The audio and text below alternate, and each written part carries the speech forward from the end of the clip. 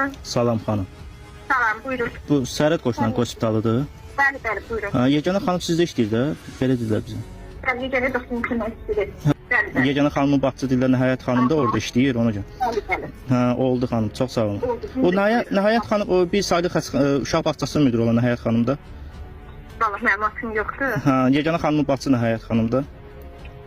Hə, bacısını adı bilirəm nəhayət. Hə, oldu. Sizdə işləyir də hospitalda. Aha. Hı, oldu. Çox sağ olun xanım. Yaxşı. Sizin kabinetinin rehberi de yani baş aşımınız şimdi. Sistema toplumunda hangi